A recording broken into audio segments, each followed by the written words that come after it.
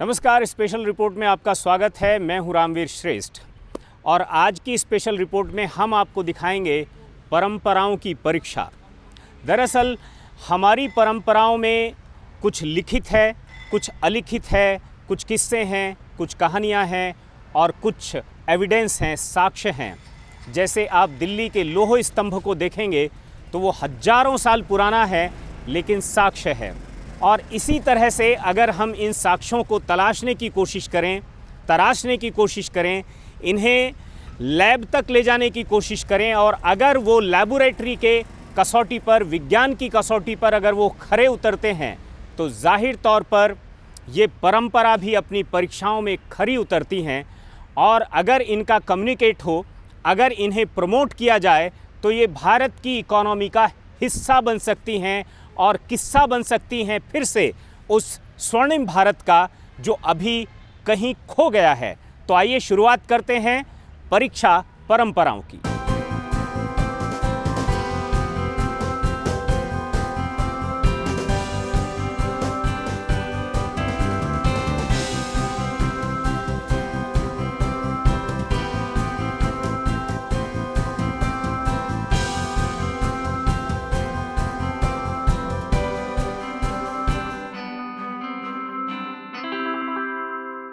कई बार परंपरा को हम पोंगापंथी कहने लगते हैं, पुरातन कहने लगते हैं, आउटडेटेड कहने लगते हैं और कई बार उसे मिथक भी समझने लगते हैं।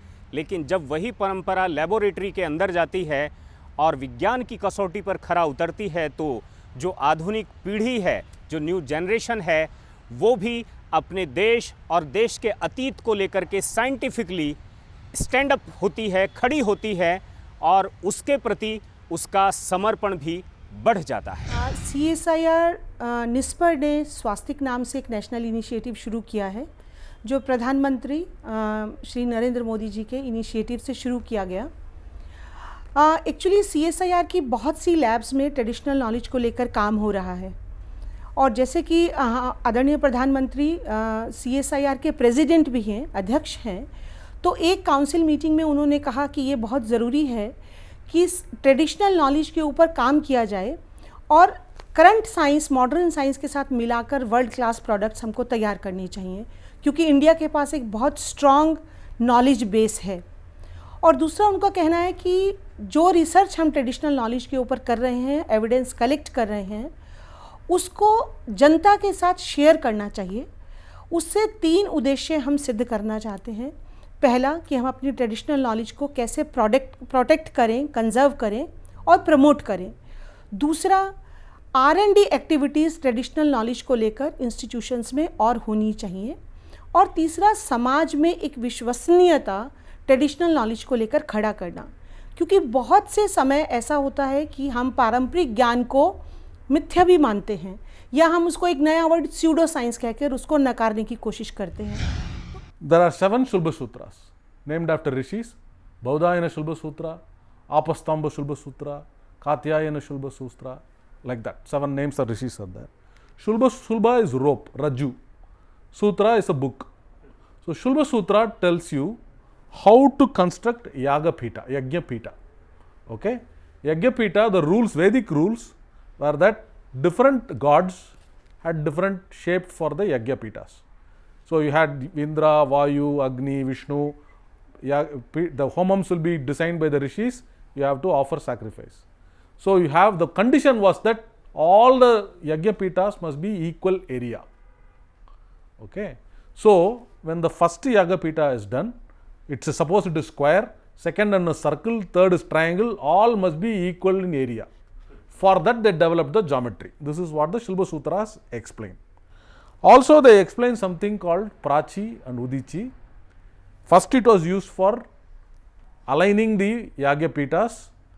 East-west line is called Prachi, north-south line is called Udichi. The way to do this is you plant a Shanku.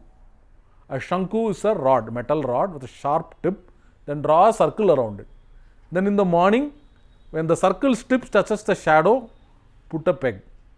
In the evening, when the circle tip touches the shadow, when the Shanku's tip, the shadow falls on that circle, put a peg there. Connect these two. this line will be the true east-west line. Wherever you are, you can be in Delhi, you can be in Bhopal, you can be in Australia, this line will always be the east-west line. It will be parallel to equator. So this how they did this.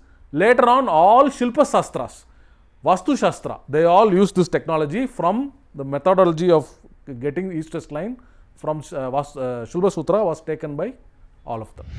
वृक्ष आयुर्वेद में लिखा है कि वहाँ ऋषि सुक्तार ने आज से हजारों साल पहले एक बायो फर्टिलाइजर बनाया और उसे पौधों में इस्तेमाल किया जाता था उनका वात, पित्त और कफ उसको संतुलित करने के लिए, ताकि पौधों की ग्रोथ संतुलित तरीके से हो सके, बम्पर उत्पादन आए। ये सब कैसे होता था, आइए सुनते हैं। अगर हम अलग अलग ऋषि मुनियों की पांडुलिपियाँ देखें 300-400 बीसी से लेकर के और 1725 बीसी तक, तो ये अलग अलग पांडुलिपियों ने, वारामिरा ने, ऋषि पारसर ने, सारंगधर ने, तो ऐसे कई हमारे ऋषि मुनि हुए जिन्होंने वृक्ष आयुर्वेद का चैप्टर लिखा अपनी पांडुलिपि में। तो और ऋषि सुरपाल जी ने एक जगह सारा मटेरियल करके और उन्होंने कंप्लीट एक वृक्ष आयुर्वेद की पुस्तक लिखी। और उस पुस्तक में अगर हम देखें तो विविध आयामों पर, कृषि के विविध आयाम, चाहे वो सीड ट्रीटमेंट की बात हो, चाहे वो लैंड सिलेक्शन की बात हो, चाहे वो सिंचाई की बात हो, चाहे वो प्लांट प्रोटेक्शन की बात हो, पौध सुरक्षा की बात हो, चाहे वो स्टोरेज की बात हो, चाहे वो बागवानी करने की बात हो, उसमें बहुत ही सुंदर तरीके से और जो आज की तारीख में भी प्रासंगिक है, तो इस विधि से सारी बातें लिखी हुई हैं। तो जैसे आयुर्वेद में वात, पित्त और कफ 3 चीज़ें आधार हैं, त्रिदोष उसका आधार है और पंच महाभूत, तो उसी का एप्लीकेशन ऋषि सुरपाल ने पौधों में भी वात, पित्त और कफ होता है। और उसके लक्षण क्या होते हैं कि पौधा वात से ग्रस्त है, पौधा पित्त से ग्रस्त है, उसके लक्षण हैं, वो लक्षण सारे वृक्ष आयुर्वेद में बताए गए हैं। और न केवल लक्षण बताए गए हैं परंतु उनका ट्रीटमेंट भी बताया गया है कि कैसे हम वात को ठीक करें, कैसे हम पित्त को, मतलब वात, पित्त, कफ को हम पौधों में बैलेंस्ड कैसे रखें ताकि पौधे बीमार ना हो और अपनी आयु को अच्छी तरह से प्राप्त करें। और ऐसा खाना जो पौधे को वात, पित्त, कफ बैलेंस में रखते हुए जो हमारे को खाना मिलेगा, तो उस खाने जो उतना संतुलित होगा कि हमारा स्वास्थ्य का भी बहुत अच्छा निर्माण होगा और इम्यूनिटी बढ़ेगी।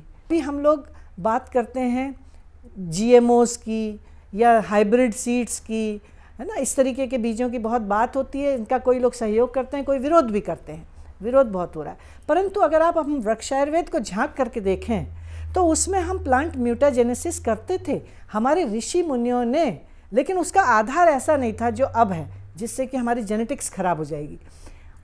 उसमें एक चित्तीकरणम एक अध्याय है, पूरा चित्तीकरणम।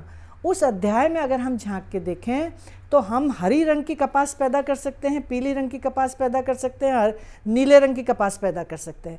हम अलग अलग फूलों में अलग अलग प्रकार की सुगंध पैदा कर सकते हैं, फलों का रंग चेंज कर सकते हैं, फलों को हम बेमौसम उगा सकते हैं। जो हम ऑफ सीज़न फार्मिंग की बात करते हैं, ऑफ सीज़न वेजिटेबल्स की बात करते हैं, वो सारा उस चित्तीकरणम के अध्याय में दिया हुआ है। CSIR यानी विज्ञान का प्रसार और परंपरा की पहचान, और उस परंपरा को पहचान करके उसका साइंटिफिक वैलिडेशन, उसका प्रमोशन, और इसी प्रमोशन के मद्देनज़र भारत के बहुत सारे वैज्ञानिक जो हैं वो दिल्ली में पधारे और उन्होंने अपने अपने पेपर, अपने अपने रिसर्च यहाँ पर प्रस्तुत की। मुंबई IIT से पधारे डॉक्टर जगताप ने हमें बताया कि भारत जो नेवी शिप बिल्डिंग है उसके मामले में दुनिया का सिरमौर था, भारत का जो जिंक के उत्पादन के मामले में भारत सिरमौर था, और भारत से ही सीख करके ब्रिटेन के एक कारोबारी ने लंदन में जिंक की एक फैक्ट्री शुरू की और जिंक का उत्पादन शुरू किया। जिंक मेटल को एक्सट्रैक्ट करने का जो साइंस था वो भारत देश में 2000 साल पहले तैयार हो गया था। दिस होल जिंक प्रोडक्शन ये राजस्थान के जवार में होता था, और अंग्रेज़ों की जो एक फैक्ट्री थी वो सूरत में थी। सूरत और जवार में ज़्यादा अंतर नहीं है, तो उन्होंने वो जवार में क्या करते थे उसका पता लगाया, और विलियम चैंपियन नाम के एक ब्रिटिश आदमी ने ब्रिस्टॉल में 1740 में जिंक एक्सट्रैक्शन की फैक्ट्री लगा दी। टेक्नोलॉजी इंडियन थी, और उसको कॉपी करके 1740 में ब्रिटेन ने जिंक बनाना शुरू कर दिया। First port, sea port of the world was that from the Indus civilization, एक पोर्ट हुआ था। वहाँ से लेके शिप बिल्डिंग, इसमें भारत बहुत आगे था, लेकिन शिप बिल्डिंग अब सब बंद हो गया। चोलाज उनकी जो शिप्स थी तो वो 200 से लेके 400 टन की हुआ करते थे, और वो लेके वो ईस्ट में जाके उन्होंने वो जावा सुमात्रा में अपने किया। तो शिप बिल्डिंग क्या हुआ करता था दोस्तों का, उसके ऊपर हम सीरीज़ बना रहे हैं। Shivaji Maharaj, he had a big navy, 400 ton के वो शिप बनाते थे। तो कैसे बनाते थे, अब उसका हमें कुछ ट्रेस नहीं मिलता है, थोड़ी सी जानकारी मिल रही है वो कैसे बनाते थे। बंगाल में शिप बिल्डिंग हुआ करता था, उसकी स्टोरी हमने कंप्लीट की है अभी। तो ये जो हमारा पूरा शास्त्र जो था, जो लुप्त हो गया, उसको फिर डिस्कवर करके, उसको वैलिडेट करके हम आगे जा रहे हैं। भारत का जो आयन था, भारत का जो लोहा निर्माण था, उसके मामले में भी जो जंग निरोधक, जंग विरोधी जो लोहा था, उसका निर्माण भी भारत हजारों साल से कर रहा था। लेकिन भारत से ही सीखकर अंग्रेजों ने उस तकनीक को आगे बढ़ाना शुरू किया। इंडिया का जो लोहा है, आयन टेक्नोलॉजी, उसको पूरे विश्व में अप्रिशिएट किया जाता है। तो ये जो ऑस्ट्रेलियंस और फ्रेंच लोग ये सोचते हैं कि इंडिया के मंदिरों में जो लोहा लगाया है, आयन लगाया है, वो 2-2 हज़ार साल रस्ट नहीं हुआ है। तो यही सही मटेरियल हो सकता है जो हम रेडियो एक्टिविटी स्टोर कर सकते हैं। तो इसके ऊपर जो ज़्यादा रिसर्च हो रहा है वो फ्रांस में हुआ है, अब ऑस्ट्रेलियंस कर रहे हैं। So they are going with an objective. परंपराओं की एक और परीक्षा हुई। हमारे बड़े कांसे के बर्तन में ही खाना क्यों पसंद करते थे, वो तांबे के बर्तन में पानी पीना क्यों पसंद करते थे, गर्मियों में विशेषतः वो मिट्टी के घड़ों का पानी पीना क्यों पसंद करते थे। इन सब चीज़ों का जब साइंटिफिक वैलिडेशन हुआ तो ये किस तरह से लैबोरेटरी में क्या नतीजे निकल कर के आए, ये हम आपको सुनवाते हैं।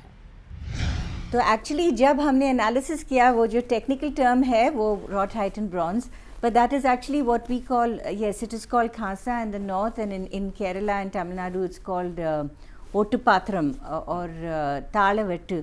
एंड वो भी एक्चुअली एक सर्वाइविंग ट्रेडिशन है जो अभी बहुत कम होता चलता है, पर केरला में अभी भी चल रहा था कुछ सालों पहले, और हमने उस पर भी एनालिसिस करके साइंटिफिक स्टडी किया था, जहाँ उसकी क्या स्पेशलिटी है कि वो भी एक बाइनरी टिन ब्रॉन्ज है, हाई टिन ब्रॉन्ज। वो दिस 23% टिन ब्रॉन्ज, उसको फोर्ज बहुत कर सकते हैं, तो काफ़ी हॉट फोर्ज करके फिर उसको क्वेंच करते हैं, मतलब पानी में जल्दी डालते हैं। वो क्वेंचिंग होने से दैट मार्टेंसिटिक बीटा फेज को फ्रीज कर लेते हैं, एंड वो जो martensitic beta phase it's again an intermetallic compound, तो उसको खास प्रॉपर्टीज़ देते हैं जैसे टोनैलिटी, म्यूजिकलिटी, इसलिए वो खासा वो गोल्डन कलर भी होता है, और उसमें वो म्यूज़िकल प्रॉपर्टी भी होता है, कभी कभी गॉन्ग्स के लिए यूज़ करते हैं।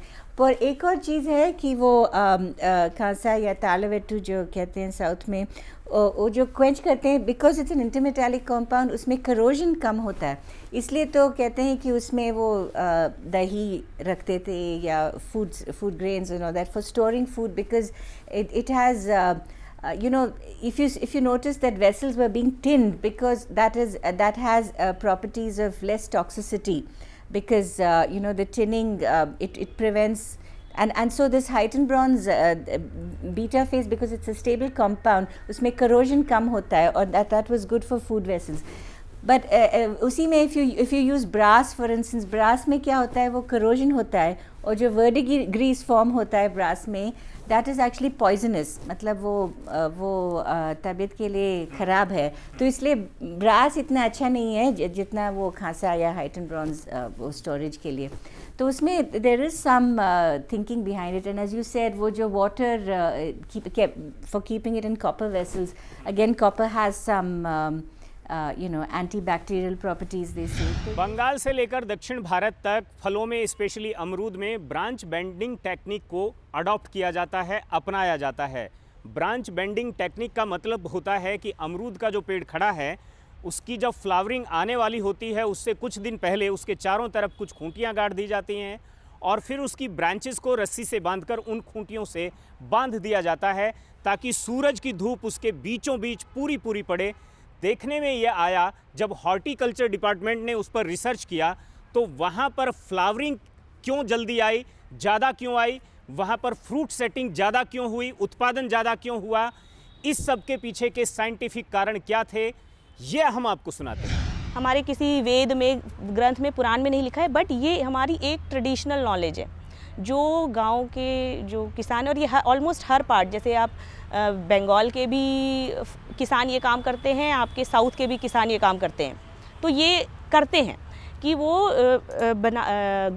जो अमरूद के ब्रांचेस को सब तरफ से खींचते हैं। तो ये जैसे ये आप देखेंगे, ये ब्रांचेस हैं, इन्होंने सब तरफ से उसको खींच कर देते हैं ताकि बीच में सूरज की रोशनी आए। और इससे क्या होता है कि जो फ्लावरिंग जो है, जो फूल लगने का जो वो होता है ना, वो ज़्यादा फूल लगते हैं। ज़्यादा फूल मतलब ज़्यादा फल लगेंगे, तो ये चीज़ होती है। तो इससे जो है ना फ्रूट सेटिंग, मतलब आपके फल ज़्यादा लगते हैं, और फल ज़्यादा मतलब आपका प्रोडक्शन ज़्यादा हुआ। तो ये जो चीज़ है, तो इसको जो है वैलिडेट किया है एक हमारा Indian institute of horticultural research है, ICAR का एक इंस्टीट्यूट है बेंगलोर में। तो उनके वैज्ञानिकों ने जो है इसको जो है शोध किया इस पर, और उन्होंने पाया कि हाँ, इस तरीके से, जैसे एक वैज्ञानिक रूप से इसको मान्य बताया है इन्होंने। तो ये एक वैज्ञानिक रूप से मान्य कृषि पारंपरिक ज्ञान है। हजारों साल पहले ऋषि सुश्रुत ने सुश्रुत संहिता में एक श्लोक लिखा पत्थरी निकालने का। उसमें 5 हर्ब्स डलती हैं। यहाँ पर उसका साइंटिफिक वैलिडेशन हुआ और उसे एक कंपनी ने उस फार्मूले को ख़रीद लिया। उसके बाद वहाँ पर उसका उत्पादन शुरू हुआ। आज बाज़ार में वो यूरो 5 के नाम से CSIR के लोगों के साथ उपलब्ध है। मतलब जो हमारी, जिसे आप मिथक कहते हैं, बेसिकली वो साइंस है। अगर आप उसे लैबोरेटरी की कसौटी पर भी खरा उतारते हैं तो वो हमारी इकोनॉमी का और हमारे विज्ञान का, हमारे ज्ञान का बड़ा हिस्सा बन सकता है और बनने जा रहा है। तो पत्थरी बनना यूरिनरी ट्रैक में कब शुरू होता है? जब यूरिन ज़्यादा देर तक रहता है, और यूरिन का जब सुपर सैचुरेशन हो जाता है तो एक क्रिस्टलाइजेशन होकर न्यूक्लियस बनता है और उसके अराउंड पत्थरी बनना शुरू होता है। तो इसका मतलब है जैसे यूरिन का फ्लो बढ़ता जाएगा, तो अगर वो कम है, सुपर सैचुरेशन नहीं हो रहा है, तो पत्थरी नहीं बनेगी। तो हमारे आयुर्वेदा में, हमारे क्लासिकल टेक्स्ट में ऐसी 5 हर्ब्स का मेंशन है, जिसमें से मैं आपके सामने कुछ नाम पढ़ना चाहूँगी। दरु हरिद्रा, गुडुची एंड गोक्षुरा। ये जो तीनों हर्ब्स हैं ये एंटी इन्फ्लामेटरी हैं। एंटी इन्फ्लामेटरी का मतलब होता है सूजन कम करना, दर्द कम करना, और डायूरेटिक्स हैं, ज़्यादा यूरिन ज़्यादा पास होता है। तो ये 3 दवाइयाँ उसके लिए हमारे क्लासिकल टेक्स्ट में मेंशन है, सूत्राज हैं, श्लोकाज हैं।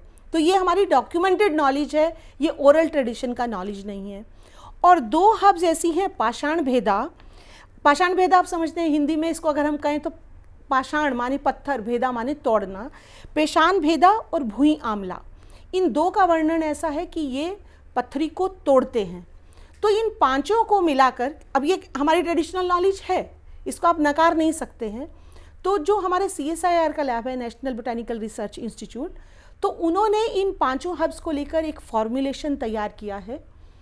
उसके कॉम्पोजिशंस तय करने के बाद उसका पूरा क्लिनिकल एनालिसिस हुआ है। आप एलोपैथी में भी देखते हैं, क्लिनिकल ट्रायल्स होते हैं जिनके जरिए हम मानते हैं कि ये स्टडी साइंटिफिकली वैलिडेटेड है या नहीं। तो क्लिनिकल ट्रायल्स हुआ है king George medical college Lucknow में, तो उसमें पूरा इसको एनालाइज किया है और इसको पाया है कि ये बहुत इफ़ेक्टिव है और इसका कोई साइड इफ़ेक्ट नहीं है। दो नहीं 100, यानी अगर आपने खाना खाया है तो आपको 100 कदम चलना चाहिए। मराठी में इसको शतपावली कहते हैं और संस्कृत स्क्रिप्चर्स में इसके लिए बाकायदा जिक्र है। चरक ने इसका जिक्र किया है कि अगर आप 100 कदम चलते हैं तो आपको टाइप 2 शुगर नहीं होगा। और इस पर एक अमेरिकन रिसर्च क्या कहती है ये भी आप सुनिए। सुश्रुत संहिता में एक श्लोक है जो मैं आपको पढ़ के बताना चाहती हूँ। तो वो श्लोक है, भुक्तवा राज वदाशिता या वद्न अक्लम मोगतः ततः पाद शतम गत्वा वाम पार्श्वण्ये शन विषेत। इसका मतलब है खाना खा के आपको बैठना है एक राजा की भांति जब तक कि आपका वो स्ट्रेन ख़त्म ना हो, और उसके बाद आप 100 कदम चलिए। और 100 कदम चलने के बाद में आपको कंफर्टेबली बहुत आराम से लेट जाना है एक बिस्तरे पर, और आपको बाईं करवट होकर के लेट जाना है, मतलब ये सो जाना है। ये सुश्रुत संहिता का ये श्लोक है। यूएसए की स्टडी है, 2021 का पेपर है। तो उन्होंने जो है स्टडी करी, 4 हफ्ते की स्टडी करी, और उसमें उन्होंने बोला 100 कदम नहीं कह रहे बट 10 मिनट का छोटा सा वॉक खाना खाने के बाद, कह रहे कि अब 10 मिनट चलिए।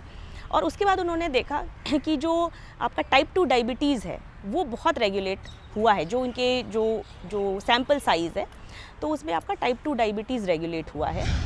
आपने कांच के शीशे में तो ज़रूर मुंह देखते हैं आप, लेकिन क्या आपने सुना है कि तांबे का भी शीशा होता होगा? जिंक और तांबे से मिलकर भी शीशा बनता होगा। इसको मेटल मिरर कहते हैं। जी हाँ, ये हिंदुस्तान की ही टेक्नोलॉजी का कमाल था कि आज से हज़ारों साल पहले से केरल में मेटल मिरर जो है वो अष्टमंगलम में अपनी लड़की को दहेज में दिया जाता रहा है, आज भी और तब भी। लेकिन कैसे, आइए देखते हैं। और एक इम्पॉर्टेंट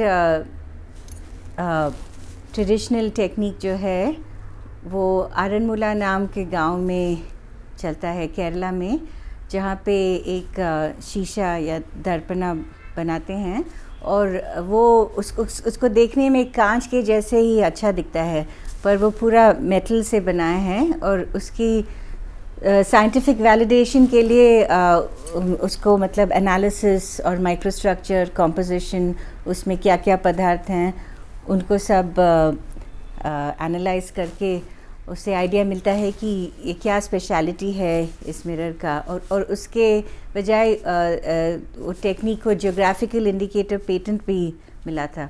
तो वो क्या ख़ास बात है कि उस मिरर में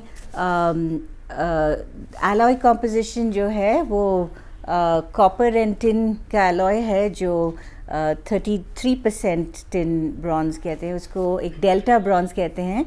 very special composition of intermetallic compound phase, delta bronze phase, and that gives a very वो जो सिल्वर के जैसे दिखता है, चांदी के जैसे चमकता है उसको पॉलिश करके, और इसलिए इतना रिफ्लेक्टिव प्रॉपर्टी है।